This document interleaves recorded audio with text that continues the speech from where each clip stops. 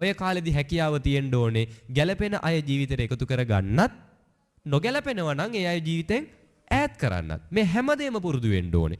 ඊට පස්සේ තමයි විවාහයකට යන්න ඕනේ. එහෙම නැත්නම් අර තියෙන විශේෂයටත් එක 18න් යනවා මාසෙන් යනවානේ. අද ගිහිල්ලා තියෙන හේරම ටික උස්සගෙන යනවා.